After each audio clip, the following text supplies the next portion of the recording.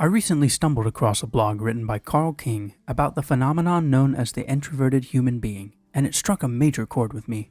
After each bullet, I felt like standing up and shouting, "Yes!"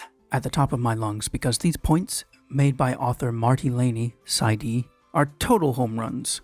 As an extreme introvert, this is like sweet manna from heaven.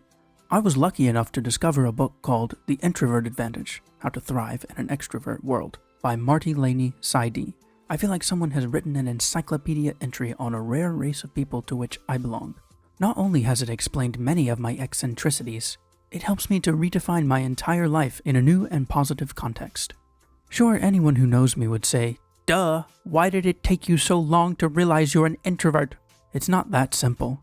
The problem is that labeling someone as an introvert is a very shallow assessment, full of common misconceptions. It's more complex than that. Since Carl King is talking about it, it has to be. A section of Laney's book maps out the human brain and explains how neurotransmitters follow different dominant paths in the nervous systems of introverts and extroverts. If the science behind the book is correct, it turns out that introverts are people who are oversensitive to dopamine, so too much external stimulation overdoses and exhausts them. Conversely, extroverts can't get enough dopamine, and they require adrenaline for their brains to create it. Extroverts also have a shorter pathway and less blood flow to the brain. The messages of an extrovert's nervous system mostly bypass the Broca's area in the frontal lobe, which is where a large portion of contemplation takes place.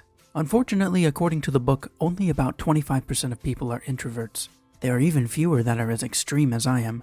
This leads to a lot of misunderstandings, since society doesn't have very much experience with my people. I love being able to say that. So here are a few common misconceptions about introverts. I put this list together myself. Some of them are things I actually believed. Myth number 1. Introverts don't like to talk. This is not true. Introverts just don't talk unless they have something to say. They hate small talk. Get an introvert talking about something they are interested in and they won't shut up for days. Myth number 2. Introverts are shy. Shyness has nothing to do with being an introvert. Introverts are not necessarily afraid of people. What they need is a reason to interact. They don't interact for the sake of interacting. If you want to talk to an introvert, just start talking. Don't worry about being polite. Myth number 3. Introverts are rude. Introverts often don't see a reason for beating around the bush with social pleasantries.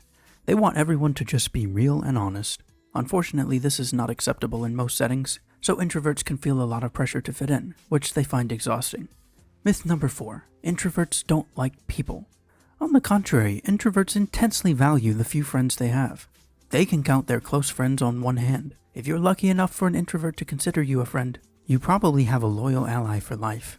Once you have earned their respect as being a person of substance, you're in. Myth number 5. Introverts don't like to go out in public. Nonsense. Introverts just don't like to go out in public for as long. They also like to avoid the complications that are involved in public activities.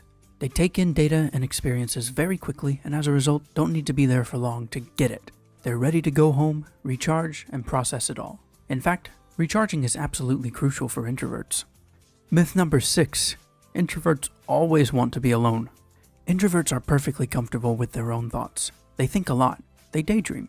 They like to have problems to work on, puzzles to solve, but they can also get incredibly lonely if they don't have anyone to share their discoveries with. They crave an authentic and sincere connection with one person at a time.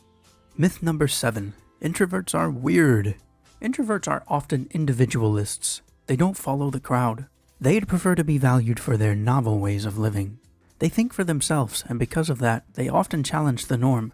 They don't make most decisions based on what is popular or trendy. Myth number 8. Introverts are aloof nerds. Introverts are people who primarily look inward, paying close attention to their thoughts and emotions. It's not that they are incapable of paying attention to what is going on around them. It's just that their inner world is much more stimulating and rewarding to them. Myth number 9. Introverts don't know how to relax and have fun. Introverts typically relax at home or in nature, not in busy public places. Introverts are not thrill seekers and adrenaline junkies. If there is too much talking and noise going on, they shut down. Their brains are too sensitive to the neurotransmitter called dopamine. Introverts and extroverts have different dominant neural pathways. Just look it up. Myth number 10. Introverts can fix themselves and become extroverts. A world without introverts would be a world with few scientists, musicians, artists, poets, filmmakers, doctors, mathematicians, writers, and philosophers. That being said, there are still plenty of techniques an extrovert can learn in order to interact with introverts. Yes, I reversed these two terms on purpose to show you how biased our society is. Introverts cannot fix themselves and deserve respect for their natural temperament and contributions to the human race. In fact, one study, Silverman 1986, showed that the percentage of introverts increases with IQ. It can be terribly destructive for an introvert to deny themselves in order to get along in an extrovert-dominant world. Like other minorities, introverts can end up hating themselves and others because of the differences.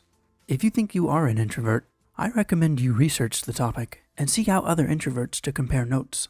The burden is not entirely on introverts to try and become normal. Extroverts need to recognize and respect us, and we also need to respect ourselves. Carl.